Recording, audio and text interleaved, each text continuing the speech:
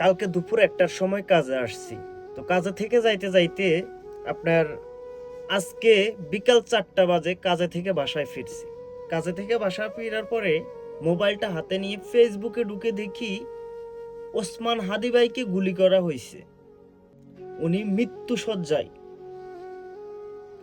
এই কথাটা শোনার পরে সত্যি খুব খারাপ লাগছে, বুকের ভিতরটা কেঁপে উঠছে।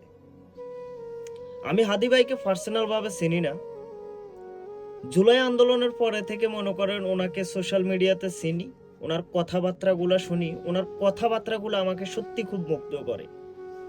ওনার যে সত্য বলা, ওনার যে সৎ আচরণ, সেটা আমাকে মুগ্ধ করে।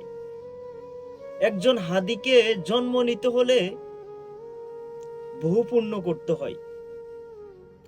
আমি জানি না হাদিকে কেন গুলি করা হয়েছে, তবে হাদিকে যারা গুলি করছে তাদের ফাঁসি চাই, এবং যারা এই গুলি করার পিছনে ইন্ধন দাতা, যাদের প্ররোচনায় হাদিকে গুলি করা হয়েছে, তাদের ফাঁসি চাই।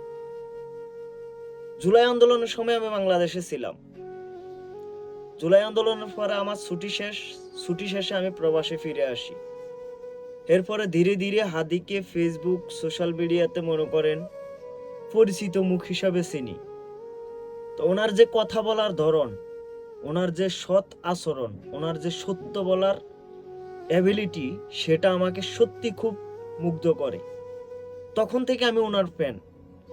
যখন শুনলাম উনি ঢাকা 8 আসনের প্রার্থী, তখন থেকে আমার মনে হচ্ছিল যে আমি যদি ঢাকা 8 আসনের একজন ভোটার হতাম, তাহলে আমার ভোটটা আমি ওসমান হাদি ভাইকে দিতাম। যেহেতু আমি ঢাকা 8 আসনের কোনো ভোটার না, তবু আমি মন থেকে ওনার জন্য সাপোর্ট করি। কারণ আমি জানি বাংলাদেশের সৎ মানুষের অভাব বেশি, সত্য বলার মানুষের অভাব বেশি। আর আমাদের বাংলাদেশের সৎ মানুষকে মূল্যায়ন করা হয় না, সত্য বলা মানুষগুলাকে মূল্যায়ন করা হয় না। আমাদের বাংলাদেশে এখন যে জুলাই আন্দোলনের পরে থেকে মানুষ যে নতুন একটা স্বস্তির আভাস পাচ্ছে, সেটাকে আবার ভেঙে চুরে খান করে দিছে এই যে ওসমান হাদির উপরে গুলি করে। কারণ বাংলাদেশ বিগত 16-17 বছর যে প্রক্রিয়ায় চলছে, এখনো সেই প্রক্রিয়াটা অবলম্বন করা হচ্ছে।